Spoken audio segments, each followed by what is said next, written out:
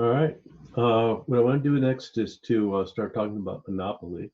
We started out on one end of the spectrum talking about competitive markets. Now we go to the other end of the spectrum, talk about monopolistic markets, and we'll come back afterward and talk about the sorts of markets that lie in between. So what I want to do is just to, in this first part, talk about characteristics of monopolistic firms, and then we will talk about monopolistic markets and how they behave. So let me just flip cameras here. All right. So monopoly.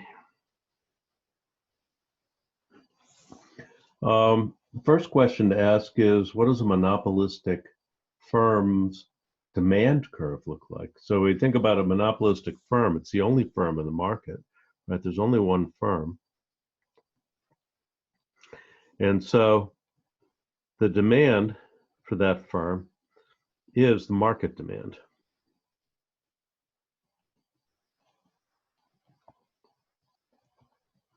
Right?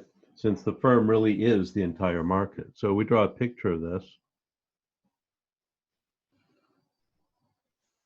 With dollars and the market output on the horizontal axis. The market demand, the firm's demand, is just this. It's just a downward sloping market demand. And so what do we know about that demand curve? We dealt with this at the beginning of the course, but there's at least one thing that's important for our purposes here that we didn't talk about at the beginning of the course.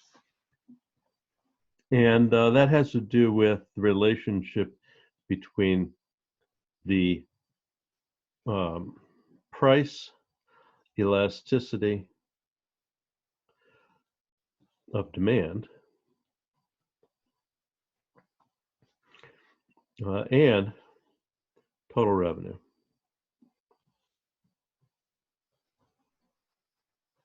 Okay, so what I want to do is to just flesh out that relationship here. So we know this, that total revenue we can find by taking price times quantity, right? If the price is $10 and we sell 5 units, 10 times 5 is $50 is the total revenue coming into the firm. What we also know is that in general, on a linear demand curve, there's going to be a section of the demand where the price elasticity is greater than 1, a section of the demand where the price elasticity is less than 1. This is an absolute value. And there's going to be some point, maybe here, where the price elasticity is exactly equal to 1, where the demand is unit elastic. Okay. So if, just doing a little review here on elasticity, if the price elasticity is less than -1, or the absolute value of the price elasticity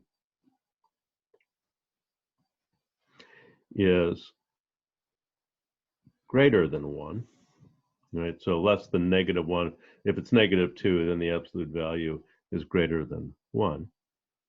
That's up here. If the demand is elastic,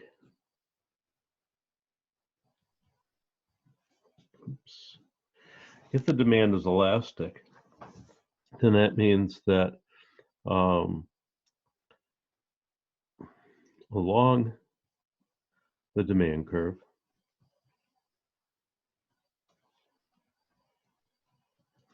percentage change in quantity demanded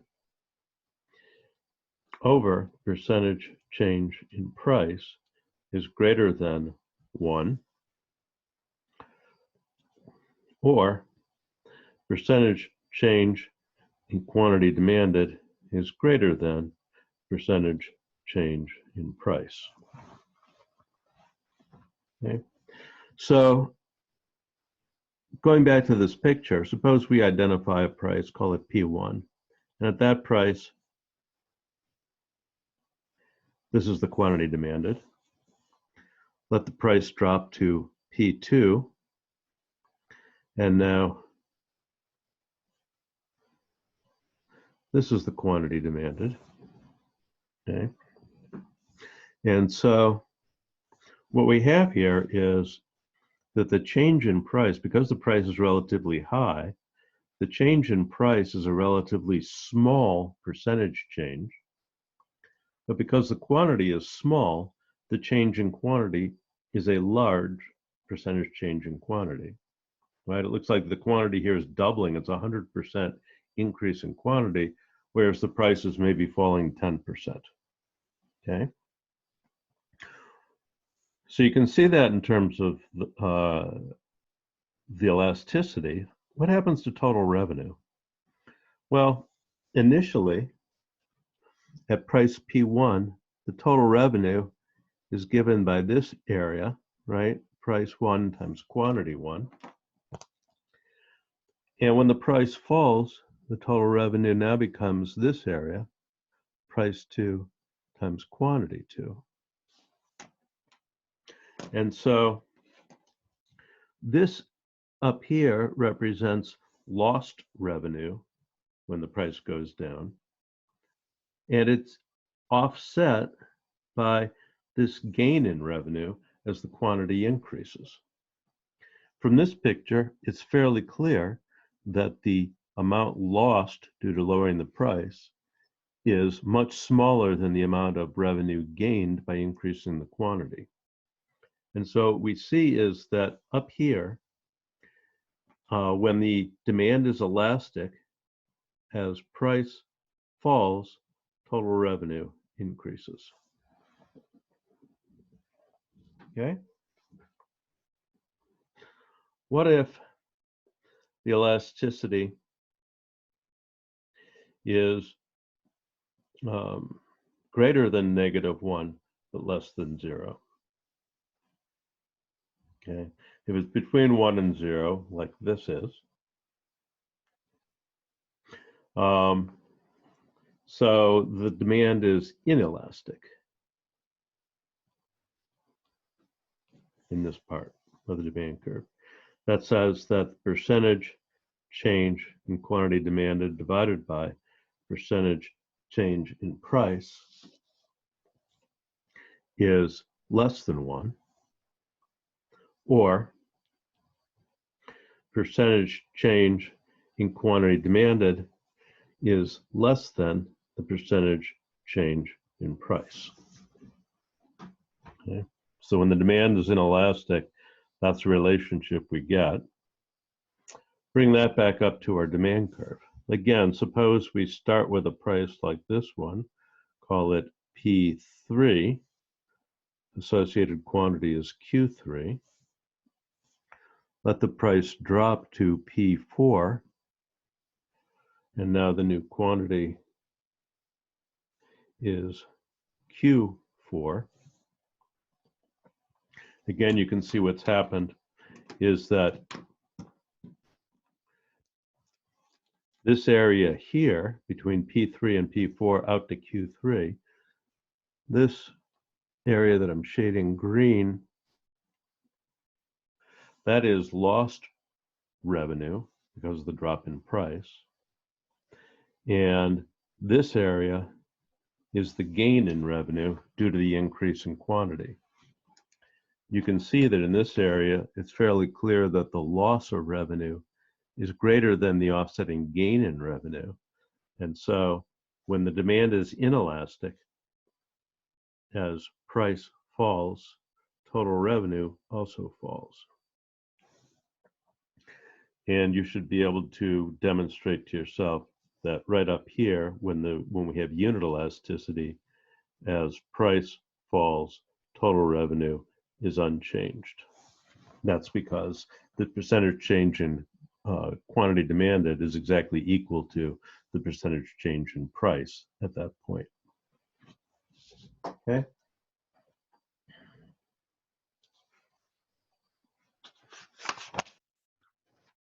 So what do we do with that?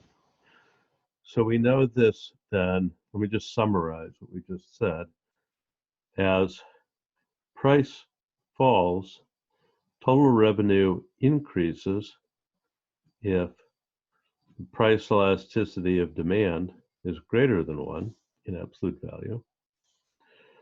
As price falls, total revenue decreases if the price elasticity is less than 1. So let's think about this. Again, we'll redraw this picture.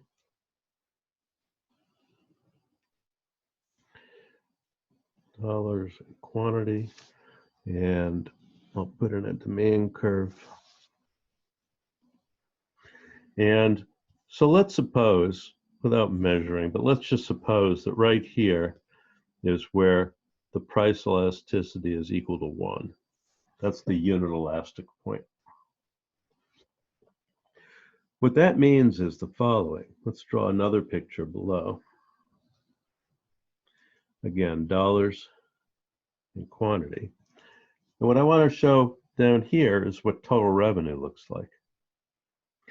So what we know is that as price is falling here, total revenue is growing. So let me just actually do that. So over here, as price falls, total revenue increases. And on that side, as price falls, total revenue decreases. So that means that total revenue must be maximized right here. And that means that if we want to draw total revenue, it's going to hit a maximum there and then go down. That's total revenue. So it's got this inverted U shape. What does that tell us about marginal revenue? Well, marginal revenue is going to be the slope of total revenue.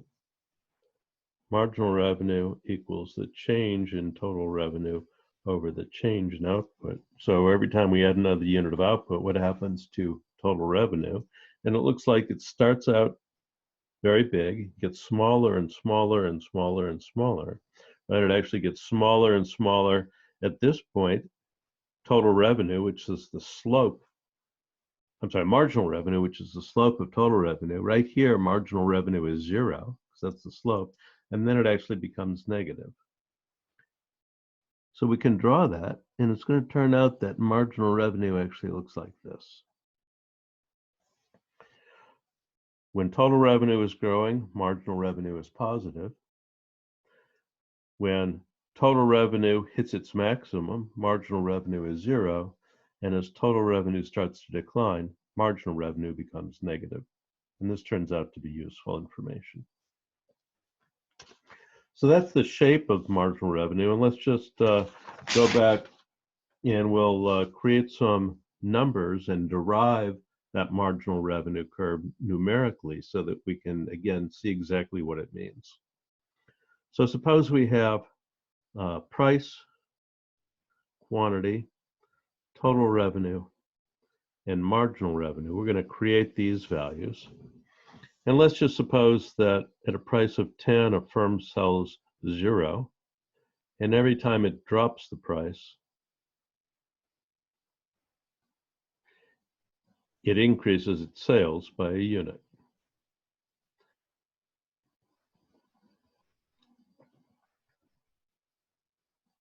Okay, so that's clearly a linear demand. Now let's figure out the total revenue. It's going to be 0 here, and then 9, 16, 21, 24, 25, 24, 21, 16, 9. Marginal revenue is going to be 9, 7, 5, 3, 1, -1, -3, -5, -7. Right, just looking at the change in total revenue. And so when we draw this,